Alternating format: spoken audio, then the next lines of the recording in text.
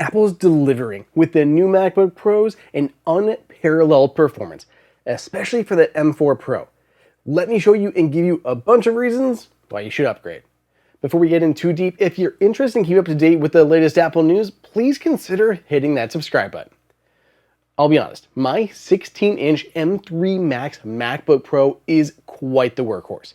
It's a powerful machine that churns through my workflow. But that's nothing compared to the new 2024 MacBook Pros with all the way up to the M4 Max. We should start though with the basic stuff. There is a new entry-level 14-inch MacBook Pro with the base M4 chip. This is the same chip found in the base Mac Mini and the new higher-end iMac. Both of those were just announced, and if you want to learn more about them, you can check out the videos that I've linked here. The base MacBook Pro comes in both silver and now space black, which has been very popular for the last-gen high-end Pros. There are a few M4 related changes here, such as the ability to power two external displays. This is huge. The last model could only run two external displays if you closed the lid. That was fine, but this opens up even more productivity. You're effectively running three displays, including that built-in one. I can see several people upgrading to the new M4 MacBook Pro just for this reason alone. Plus, it now starts with 16 gigs of memory rather than just 8.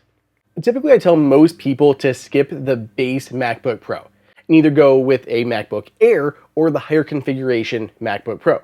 But if you're buying a laptop right now, I'm going to say this one is a good choice. Apple won't update the MacBook Air fully until spring 2025 at the earliest with the M4. So for now, this model gives you a solid performance boost that's worth jumping to. When the M4 MacBook Air drops, that's a different story, and we'll talk about that then. Plus, Apple has finally upgraded the ports.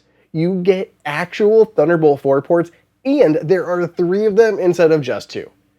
Battery life increased here by 2 hours for the M4, but it also jumped on the M4 Pro version by a few hours too. That brings us to the freshly updated M4 Pro and M4 Max versions of the 14 and 16-inch MacBook Pros. One upgrade-worthy update is the move to Thunderbolt 5. This new I/O option is literally 3 times as fast as Thunderbolt 3 and Thunderbolt 4, which were capped at 40 gigabits per second. Thunderbolt 5 has a ton of benefits, including 120 gigabits per second of data transfer.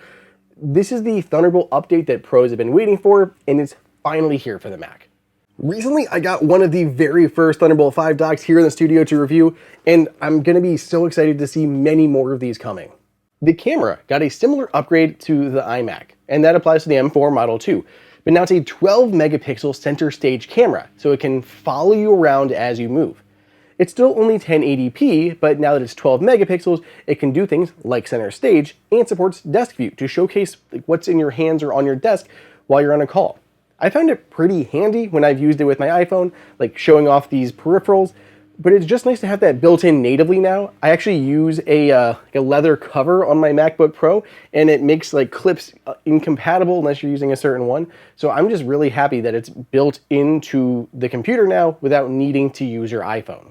The display is now brighter, increasing to 1000 nits for your typical SDR content when viewed in bright light. That is up from 600 for what it's worth.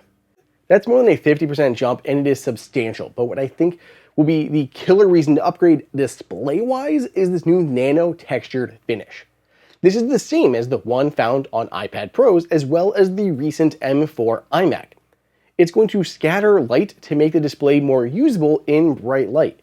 If you work outside your home or office or just have a lot of natural light, this will be lovely. If I upgrade, I think I'm going to go with the nano-texture display. What about all of you? Which one do you prefer? Drop a line down in the comments with your vote. Okay, let's talk about these chips. They're wild. It already seems that the 14-core M4 Pro will outperform the 16-core M3 Max. On the memory front, the M4 model starts with 24 gigs, while the M4 Max starts with 36.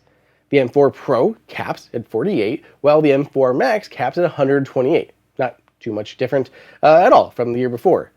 But even then, the bandwidth has jumped from 273 gigabytes per second from 150 gigabytes per second max on the M4 Pro, and to 546 gigabytes per second from 400 gigabytes per second max on the M4 Max. I think the M4 Pro is going to be the big deal this year, though, between the two. It went from starting at an 11 core with 5 performance cores and 6 efficiency cores to a 12 core, just to start, with 8 performance cores and 4 efficiency cores. It maxes out at a 14 core CPU and a 20 core GPU, which includes 10 performance cores. Between faster individual cores, 4 more high performance cores, and 2 more total cores, it's going to yield a big jump compared to the M2 Pro to M3 Pro transition. The M4 Max is also more capable, but it's keeping the same core counts as before. In use, it's about 20% more capable than the last gen, but again, the M3 Max was incredible, so there's no tears shed here for that.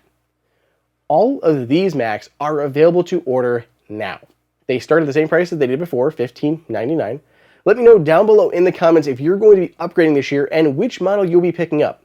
I think the biggest bummer for me, other than no additional core count for the M4 Max, is I really want to see Wi-Fi 7, but I guess leaving something for next year.